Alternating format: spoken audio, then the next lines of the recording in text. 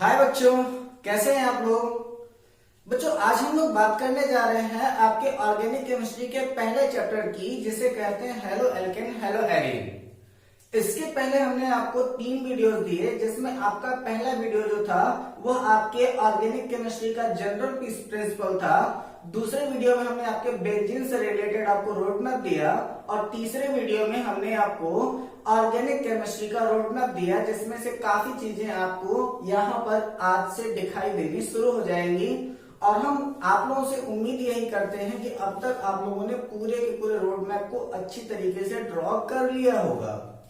तो चलो बेटा, सबसे पहले टॉपिक पर हम लोग स्टार्ट करते हैं। और सबसे पहला बात क्या हो जाता है कि हम लोग जान ले कि आखिर ये hello alkane and hello arenes होते क्या हैं। तो देखो बेटा, सबसे पहले होता क्या है कि आपका जो एल्केन है ना,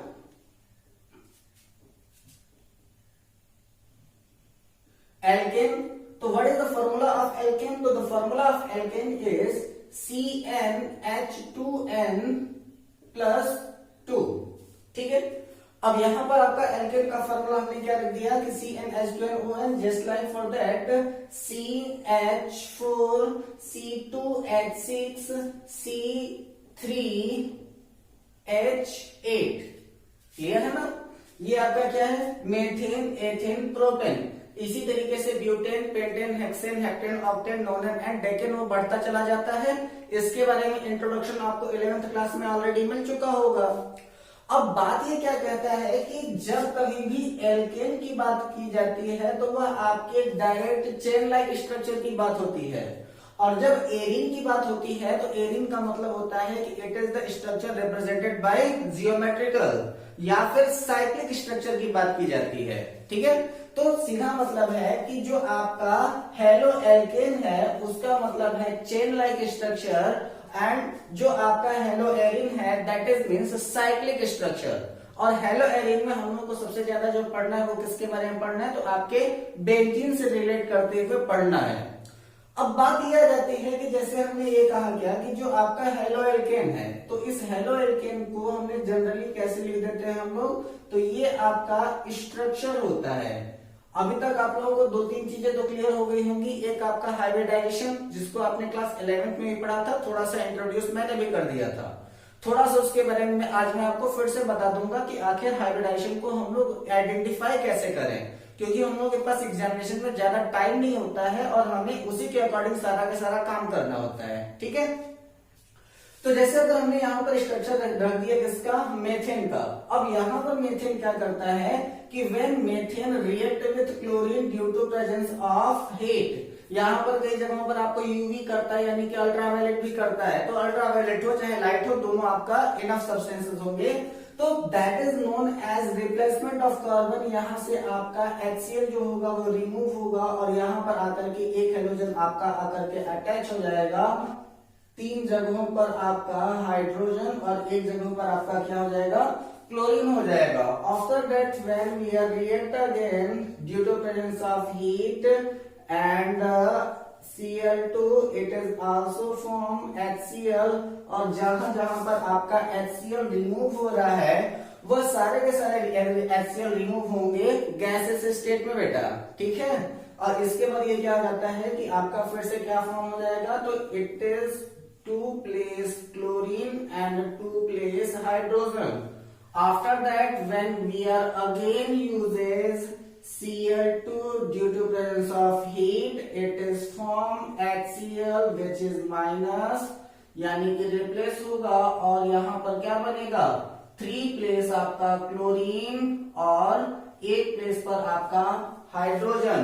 एंड यू नो दैट इसी को हम लोग कहते हैं क्या, ट्राई क्लोरोमेथेन। ठीक है, और ये जो आपका ट्राइक्लोरोमेथेन है इसी को हम लोग क्या कहते हैं, क्लोरोफॉर्म। ठीक है, अब इसके बाद फिर से वही रिएक्शन, यहां पर आप क्या कहता है कि ये आपका रिएक्शन तब तक शोन हो सकता है तब जब तक कि the total number of hydrogen will replace, जब तक कि सारे के सारे हाइड्रोजन के सब्सटेंसेस रिप्लेस ना हो जाए तब तक ये रिएक्शन आपका कंटिन्यू हो सकता है। तो रिएक्शन इसका हम किससे कराएंगे, तो इसका रिएक्शन हम कराएंगे due to presence of heat with the Cl2, और ये क्या फॉर्म करेगा कि अब यहाँ पर सारे के सारे प्लेस पर आपका क्लोरीन हो जाएगा। एक क्वेश्चन पूछा गया है कि why chloroform are stored in coloured bottle. तो chloroform are stored in coloured bottle because when chloroform react with light it is converted into phosgene gas, और ये फास्जीन गैस जो होती है वो एक प्रकार की विषैली गैस होती है, यानी कि पॉइजनस गैस होती है, जिसकी वजह से होता क्या है कि क्लोरोफॉर्म को हम लोग क्या रखते हैं, आपके कलर्ड बॉटल में रखते हैं। अब बेटा यहाँ पर बात ये कह रहा है कि जैसे जैसे ये आपका स्ट्रक्चर बढ़ता चला गया है, यानी कि जैसे जैसे ये आपके रिएक्शंस होते गए हैं, यहाँ पर आप कुछ चीजों को बड़े आसानी से आइडेंटिफाई कर सकते हो कि यानी कि जो भी आपका एल्केन सब्सटेंसेस हैं, उन सभी के सभी एल्केन सब्सटेंसों में आप तब तक रिएक्शन कराते रहोगे जब तक कि number of all hydrogen will replaced. ठीक है, नंबर ऑफ रिएक्शन कितने पॉसिबल, तो रिएक्शन उतने ही पॉसिबल हो जाएंगे जितने आपके नंबर ऑफ हाइड्रोजन होते हैं। ठीक है, तो ये तो है आपका हेलो एल्केन्स। अब हम बात करें अगर हेलो एरिन्स की, तो एरिन का मतलब क्या होता है कि जनरल हम लोग एक एरोमेटिक कंपाउंड ले लेते हैं और वो आपका क्या कहा जाता है, वो आपका कहा जाएगा बेंजीन। ठीक है, और इसके साथ में अगर हमने कोई भी हेलोजन सब्सटेंस लगा दिया, यहाँ Cl रखने की जगह पर अगर हम लोग कोई भी हेलोजन रख दें, X का मतलब हेलोजन, और यहाँ पर that is means X is equal to fluorine, chlorine, bromine and iodine, कुछ भी हो सकता है यहाँ पे। ठीक है, तो अब यहाँ पर क्या हो सकता है कि ये आपका सब्सटेंस आपका लेगा कैसे, ये हो जाएगा आपका क्लोरोबेंजीन, ये आपका हो जाएगा फ्लोरोबेंजीन, इसी तरीके से ये जो होगा वो आपका ब्रोमोबेंजीन, और ये क्या हो जाएगा आपका आयोडोबेंजीन हो जाएगा। ठीक है, तो किसी भी एरोमेटिक कंपाउंड में आप किसी भी तरीके से ये आपके जितने भी हेलोजन हैं उन एरोमेटिक कंपाउंड में इनको ऐड कर सकते हो। कोई टेंशन, यहां तक तो कोई टेंशन नहीं होनी चाहिए। अब यहाँ पर जो हम लोग अपने लेक्चर्स को स्टार्ट करते हैं तो एक छोटे से सब्सटेंसेस के साथ हम लोग करते हैं कि आखिर आप लोग तो जानते हो कि हम लोग तो ठहरे इंसान, और कोई भी काम हम लोग तब तक नहीं करेंगे जब तक कि उससे फायदा ना हो। तो हम आपको बता देते हैं कि ये जो आपके जितने भी आपके halo alkanes and hello arenes होते हैं, इनके मोस्टली यूज क्या होते हैं। इनमें से हम लोग एक मेडिसिन है जिसको हम लोग क्या कहते हैं, क्लोरोफेनिकल,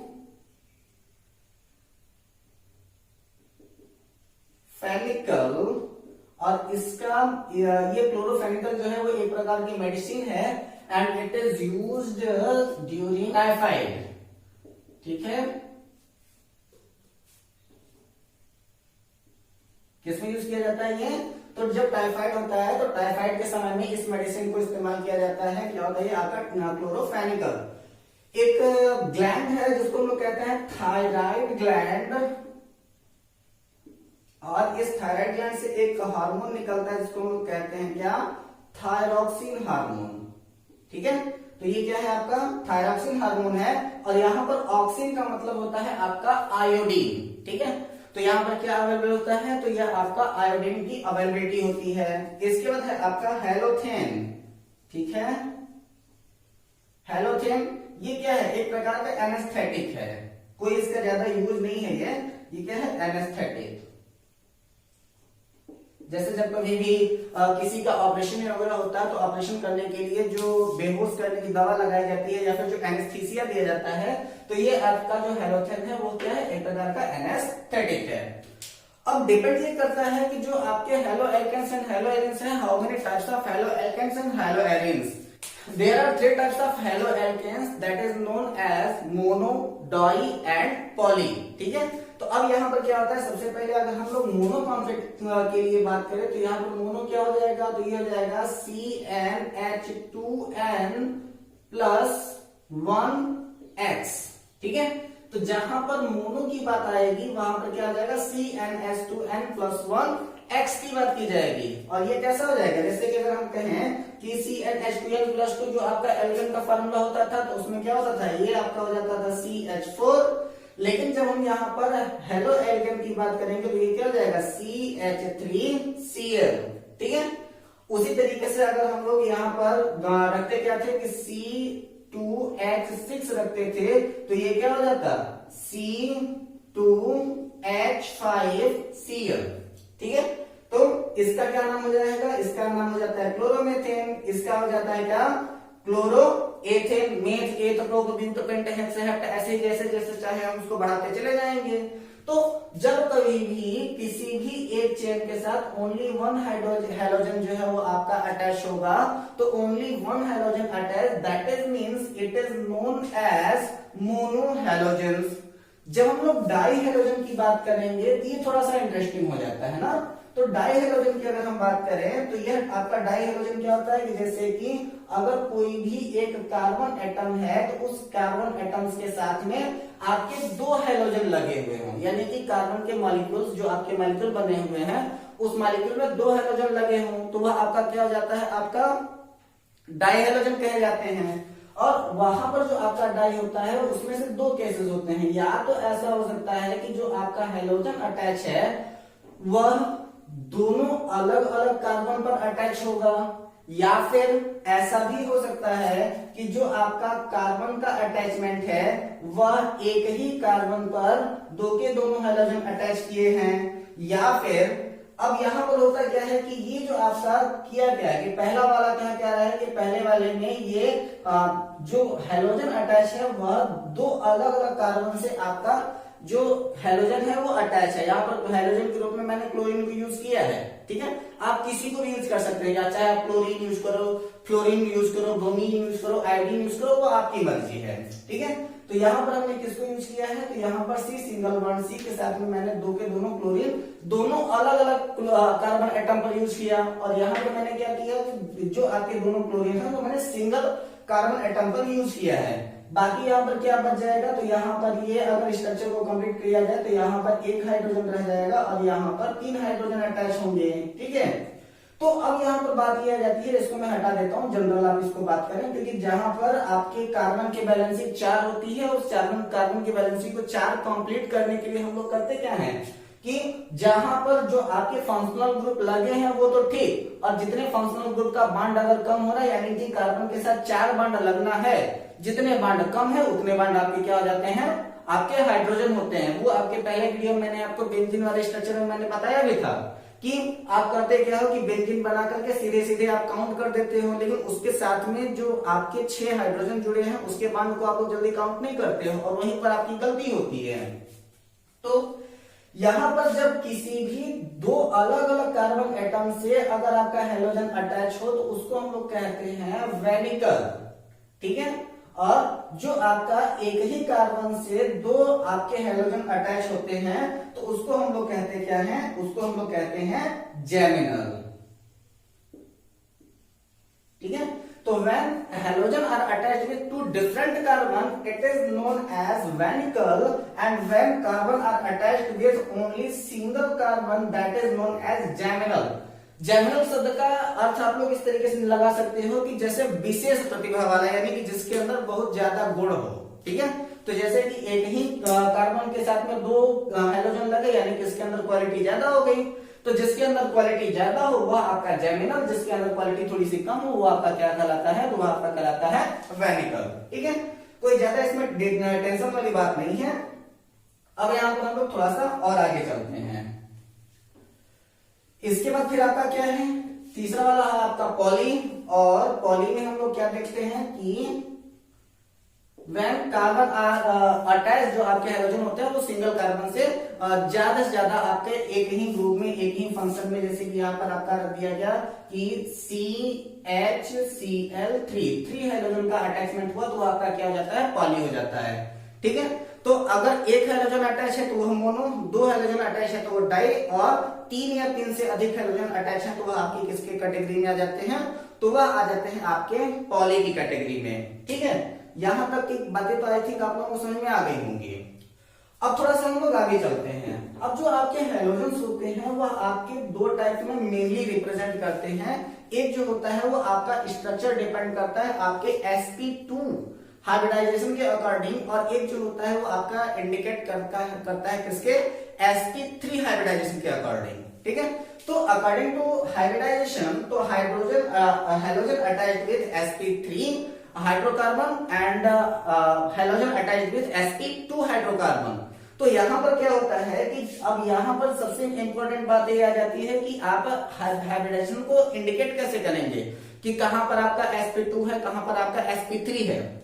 तो उसके लिए ज्यादा टेंशन नहीं लेना, ठीक है। जैसे कि अगर हम कह दें कि यहाँ पर आपका CH4 लिखा हुआ है ना बेटा, तो यहाँ पर CH4 का लिखना, अगर यहाँ से पूछते हैं कि ये मेथेन का स्ट्रक्चर है, उस मेथेन में कौन सा हाइब्रिडाइजेशन है, ठीक है, तो उस हाइब्रिडाइजेशन के लिए आप लोग करते क्या हो कि ध्यान देना इस बात का, एक छोटी सी बात मैं बता रहा हूं कि sp_p_p_d_d_d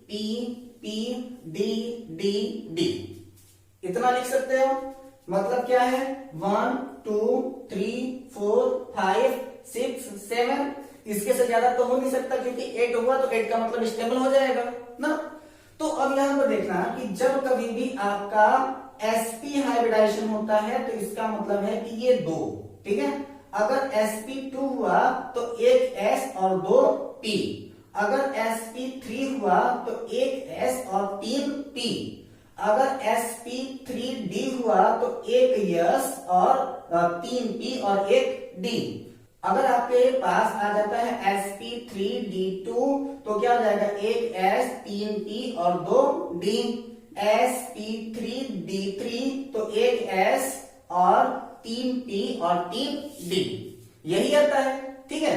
तो अब यहां पर ध्यान देना बेटा कि जब कभी भी आपको हाइब्रिडाइजेशन काउंट करना हो और आपको ये जरा सा भी दिमाग में डाउट हो जाए कि इसमें कौन सा हाइब्रिडाइजेशन होने वाला है, तो हाइब्रिडाइजेशन अलग अलग मॉलिक्यूल्स के लिए अलग अलग हो सकते हैं। यानी कि अगर एक ही कंपाउंड है तो उसी कंपाउंड में अगर लंबा चेन है तो उस लंबे चेन में किसी भी एक सिंगल कार्बन के लिए हाइब्रिडाइजेशन अलग और दूसरे कार्बन के लिए हाइब्रिडाइजेशन अलग हो सकता है। जैसे कि मैं इसको शो करता हूं ना, तो जैसे देखिए यहां पर क्या हो रहा है कि जैसे अगर हमने यहां पर लिख दिया ना कि ये आपका CH4 है, तो इस CH4 की कंडीशन में आप सबसे पहला काम करना कि number of sigma bond and number of pi bond calculate कर लेना, ठीक है।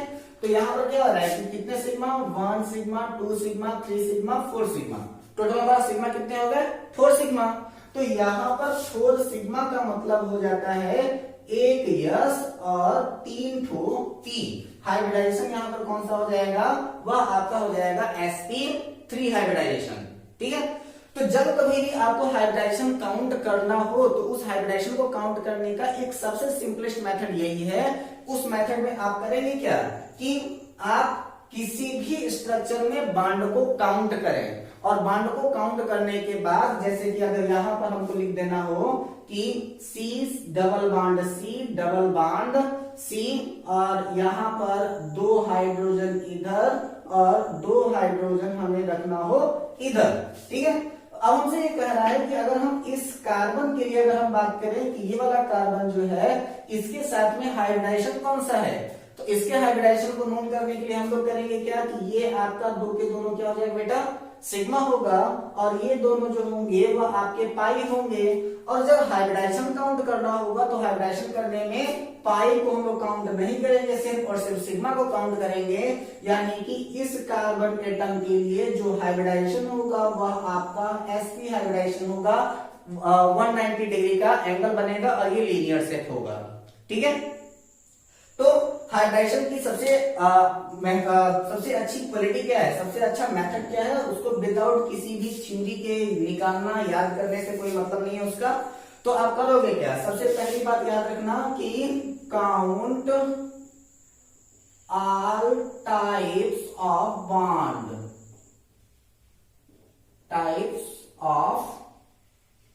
क्या करो आप कि सबसे पहले काउंट करो ऑल टाइप्स ऑफ बॉन्ड, जितने भी आपके बॉन्ड है, चाहे वो सिग्मा हो चाहे आपके पाई हो, सारे के सारे आप सिग्मा और पाई को पहले काउंट कर लो। जैसे ही आप क्या करेंगे, सिग्मा और पाई को काउंट कर लेंगे, तब आपका क्या होता है, इन हाइब्रिडाइजेशन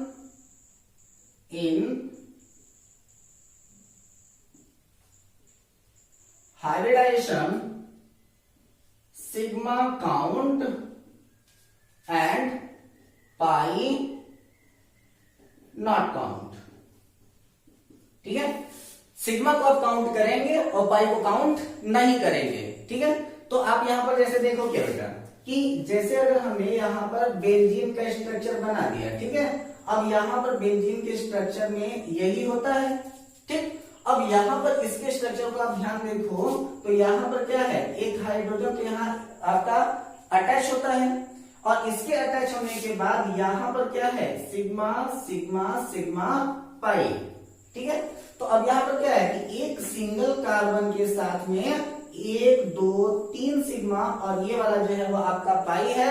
हाइब्रिडाइजेशन बनाते समय पाई वाले को हम लोग काउंट नहीं करेंगे। बचा कितना सिग्मा, तो सिग्मा बचे आपके 3 और 3 सिग्मा का मतलब हो जाता है आपका sp2 हाइब्रिडाइजेशन। और जहां तक मुझे लग रहा है कि आपका जो बेंजीन है उसमें sp2 हाइब्रिडाइजेशन होना चाहिए।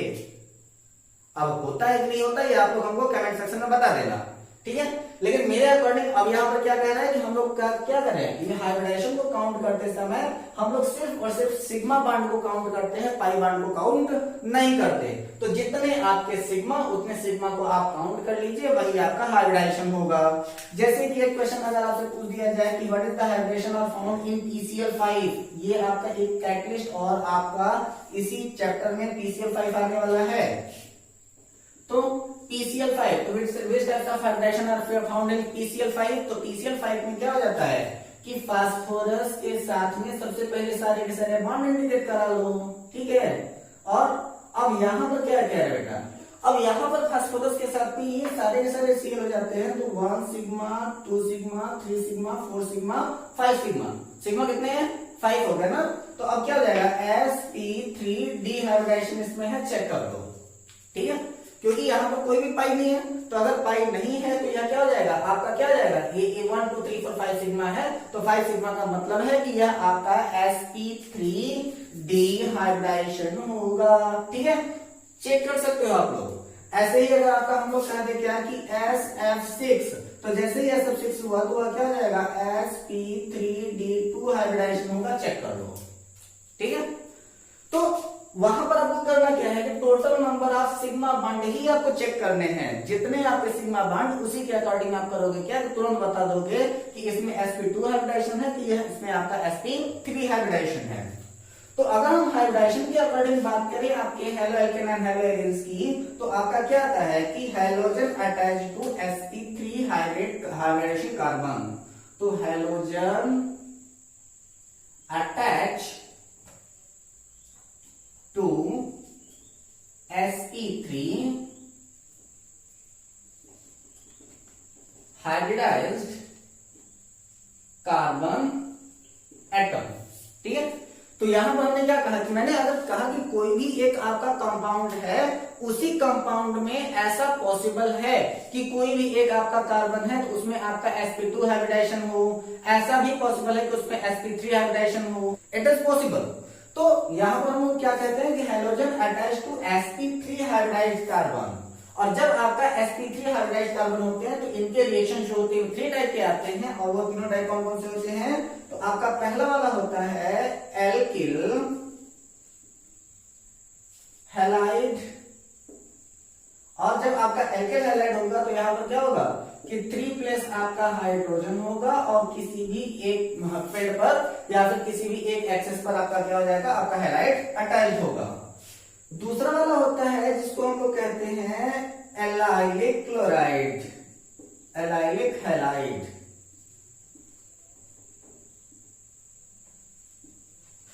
ठीक है।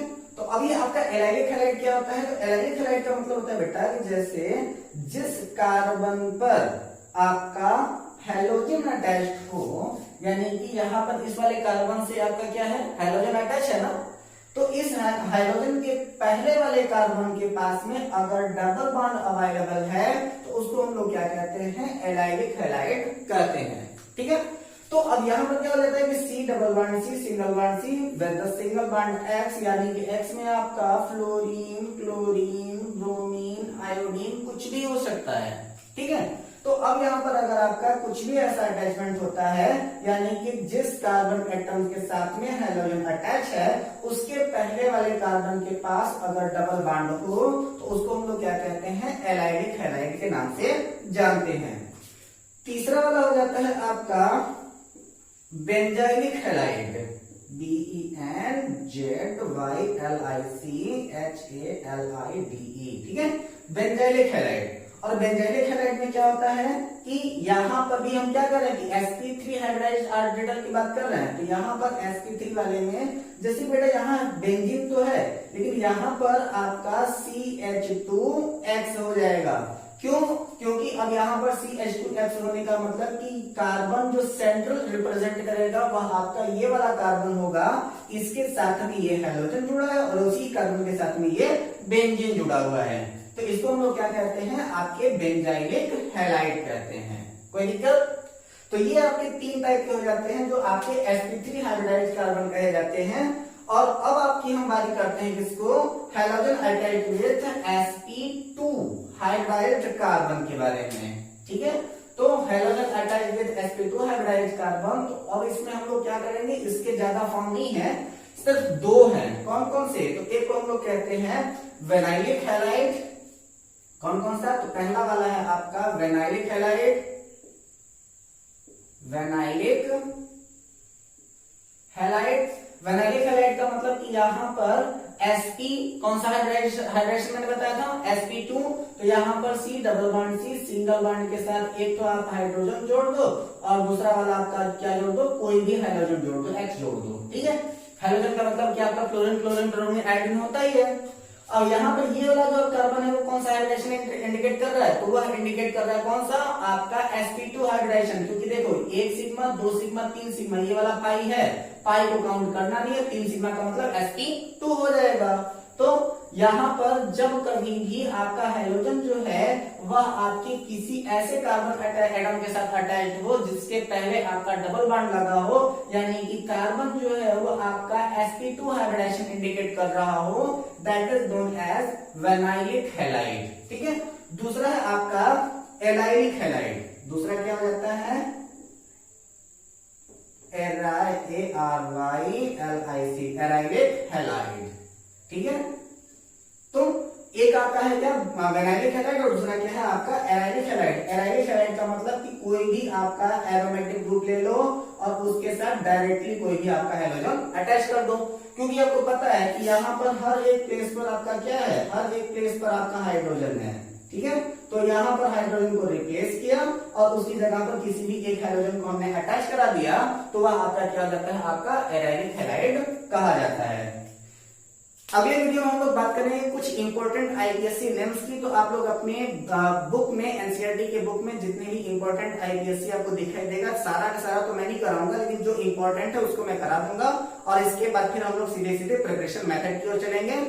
आई होप दैट आपको हमारी ये वीडियो पसंद आई होगी, और अगर आपको पसंद आई हो तो हमारे इस वीडियो को लाइक कर दीजिएगा। अगर आपकी कोई भी क्वेरीज हो तो आप कमेंट सेक्शन में आप हमसे जरूर पूछिएगा। तब तक मिलते हैं अपने अगले वीडियो के साथ, और उस वीडियो में हम लोग बात करेंगे किसकी, तो हम लोग बात करने वाले हैं आपके कुछ इंपॉर्टेंट आईपीएससी नेम्स की और प्रिपरेशन मेथड्स की। सो वेट द नेक्स्ट वीडियो, तब तक के लिए बेस्ट ऑफ लक।